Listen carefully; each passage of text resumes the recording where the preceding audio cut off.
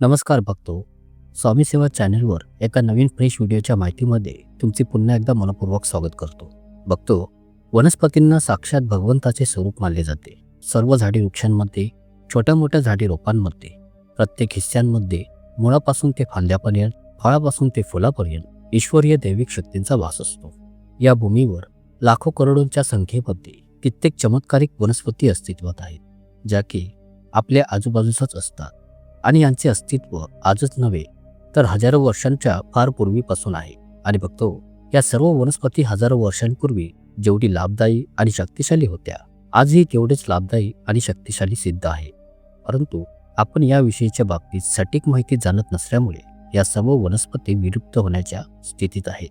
तर मी माझ्या या चॅनलच्या माध्यमातून तुम्हा सर्व दर्शकांपर्यंत अशा काही वनस्पतींच्या बाबतीत स्वास्थ्यवर्धक सिद्ध असलेली महत्त्वाची माहिती तुमच्यापर्यंत पोहोचवण्याचा प्रयत्न करत असतो. सोबतच धार्मिक, आध्यात्मिक शास्त्र, पौराणिक शास्त्र, वास्तुशास्त्र आणि वनस्पतीशास्त्रांच्या आधारावर सिद्ध असलेल्या महत्त्वपूर्ण माहितीचे व्हिडिओही तुमच्यासाठी मी येथे घेऊन येत असतो. स्वामी सेवा चॅनलचा उद्देश आहे जनहित आणि जनकल्याण.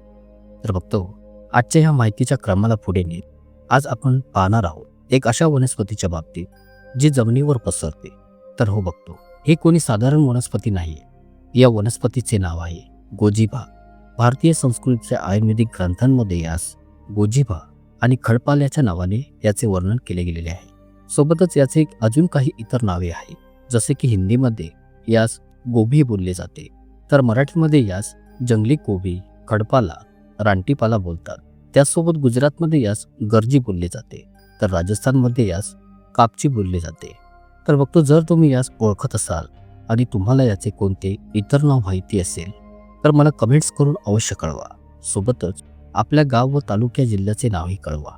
बघतो, ही वनस्पती तुमच्या आजूबाजूस नदी तलावाच्या काठावर आणि जर तुम्ही शेतकरी आहात तर ही तुमच्या शेतीच्या आजूबाजूस नक्कीच आढळत असेल. काही वेळा तर ही वनस्पती आपल्या घराच्या अंगणातही उगवून येते. याच्या पानांचा आकार गायीच्या जिभे समान असतो, त्यामुळे हिला गोजीबा बोलले जाते. ही वनस्पती पावसाळ्यात दरवेळी संपूर्ण भारत देशात आढळून येते.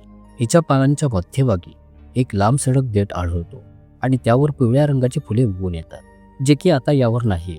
परंतु जेव्हा ही वनस्पती आपल्या पूर्ण आकारात विकसित होते तेव्हा हिच्यावर काही अशा प्रकारची फुले उगवून येतात. सोबतच बघतो, याच्या पानांना अथवा देठांना तोडल्यानंतर हिच्यातून पिवळ्या रंगाचे पातळ दूध द्रव्य निघते, ज्यास आपण डिंक अथवा चिकी बोलतो. या वनस्पतीची प्रकृती थंड असते आणि ही चवीमध्ये थोडेसे कडवट आणि तिखटही असते. नेपाळमध्ये याची भाजी बनवून खाल्ली जाते. हिच्या पानांची भाजी निरंतर काही दिवस बनवून खाल्ल्याने रक्ताचे शुद्धीकरण होते. भयंकरपेक्षा भयंकर रक्ताच्या कमतरतेला, रक्तातील हिमोग्लोबिन सारख्या आवश्यक घटकांच्या कमतरतेला ही क्षणभरातच दूर करते आणि त्या व्यक्तीच्या चेहऱ्यावर चमक आणि तेज उजळून येते. चेहरा ग्लो होतो, तेजस्वी बनतो. बघतो, ही वनस्पती आपल्या रक्ताला साफ करते. रक्तातील अनावश्यक दूषित घाणीला, घटकांना हे दूर करते. लघवी साफ होते आणि शरीर सुदृढ व स्वास्थ्यवर्धक राहते. यासोबत या वनस्पतीचे कित्येक इतर अनेक फायदे आहेत, जसे की तुम्ही या वनस्पतीच्या सहाय्यतेने तुमच्या बऱ्याच कालावधीपासूनच्या दातांच्या भयंकर दुखण्याला दूर करू शकता. जर दात सडले असतील, रात्री झोपतेवेळी दातांमध्ये भयंकर दुखणे बनून राहते, सकाळी उठल्यानंतर पाणी पिताना दातांमध्ये सणसणते, दातांमध्ये कीड लागली आहे, हिरड्यांमध्ये सूज येऊ, रक्त येऊ लागते, दात पडण्याच्या स्थितीत आहे, पायरी यासारख्या दातांचा आजाराची समस्या उत्पन्न झालेली असेल तर तुम्ही हिचा प्रयोग करा. हिच्या मूळ जडीला उन्हात चांगले वाळवून सुकवून घ्या आणि हिला खलबत्त्यात कुटून बारीक पावडर बनवून घ्या. या पावडरीमध्ये 8 ते 10 लवंग ही कुटून घ्या आणि नंतर या मिश्रित पावडरीने ब्रश करा. दात स्वच्छ घासून घेतल्यानंतर कोमट पाण्याने स्वच्छ चूळ भरून दात साफ करा.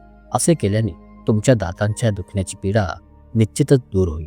दात बळकट बनून मोत्यासारखे चमकून निघते. जर कोणास विंचूने डंख मारला असेल तर याने विंचवाच्या विषाला उतरवू शकता. याच्या पानांचा आणि ओल्या जडमुडीचा रस एक चिमूटभर काळ्या मिठासोबत अथवा सेंधा मिठासोबत त्या ठिकाणी लावावे ज्या हिस्स्यावर विंचूने डंख मारलेला असेल. याने ते विष हळूहळू उतरून जाते व पीडित व्यक्तीस आराम मिळून तो बरा होतो.